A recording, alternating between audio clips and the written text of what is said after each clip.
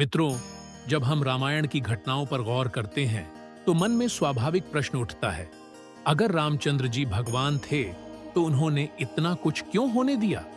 क्यों उन्होंने एक ही झटके में सब कुछ ठीक नहीं किया? क्यों उन्होंने माता सीता का अपहरण होने दिया? क्यों भगवान होते हुए भी उन्होंने इतने कष्ट झेले? ये सभी प्रश्न स्वाभाविक है और ये सभी प्रश्न हमें एक गहरी सोच में डालते हैं।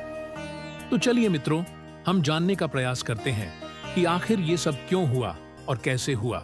मित्रों, रामचंद्र जी का जीवन हमें यह सिखाता है कि वे केवल एक भगवान नहीं बल्कि एक आदर्श बेटे, आदर्श भाई, आदर्श पति, आदर्श पिता, आदर्श राजा और आदर्श शिष्य थे।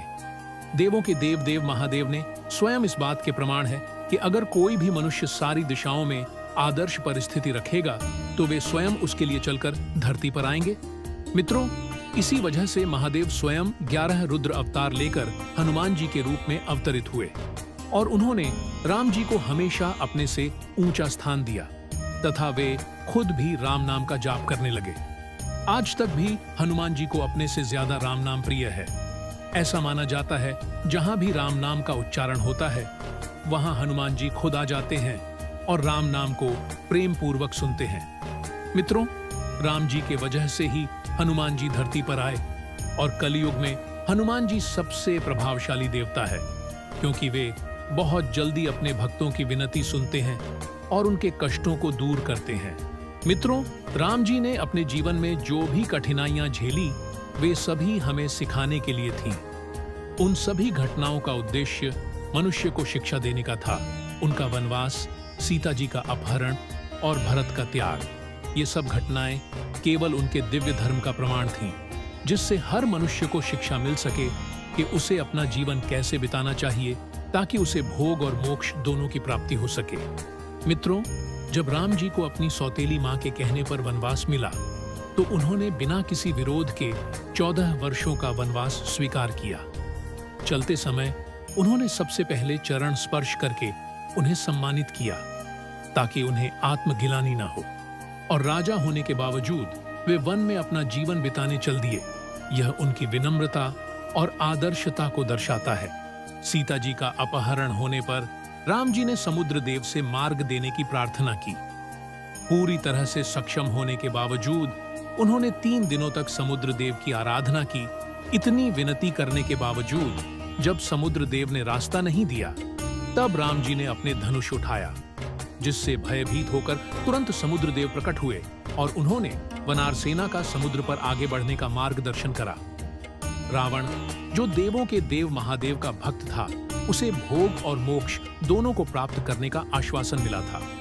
इसलिए भगवान राम के हाथों रावण का वध होना एक अनिवार्यता थी। रावण को मोक्ष तभी प्राप्त हो सकता था जब रावण की मृत्यु भगवान राम के हाथों हो।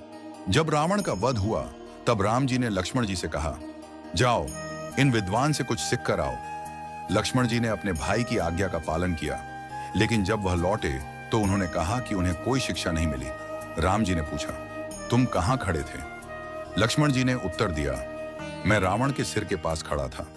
तब राम जी ने समझाया, यदि किसी से कुछ सीखना है तो उसके चरणों में जाकर खड़े होना चाहिए, ना कि उसके सर पर, क्योंकि जो आपको कुछ सिखाए वह आपका गुरु होता है।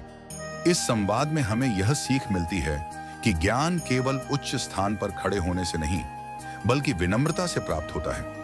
लक्ष्मण जी ने राम जी की इस शिक्षा को अपनाया और अपने ज्ञान को बढ़ाया। यह दर्शाता है कि किसी भी स्थिति में सच्चा ज्ञान प्राप्त करने के लिए हमें सही दृष्टिकोण अपनाना चाहिए। रामायण की ये घटनाएं हमें सिखाती हैं कि जीवन में हर घटना का एक उद्देश्य होता है। भगवान राम ने हमें यह समझाया कि धर्म, नैतिकता और आदर्शों का पालन करना कितना महत्वपूर्ण है। उनके जीवन की लीलाएं हमें प्रेरित करती हैं कि हम भी अपने जीवन में भी ऐसे ही आदर्शों को अपनाएं। इसीलिए आइए हम राम जी के आदर्शों को अपने जीवन में उतारें और सीखें कि कैसे कठिनाइयों का सामना करते हुए भी हमें अपने कर्तव्यों का पालन करना चाहिए।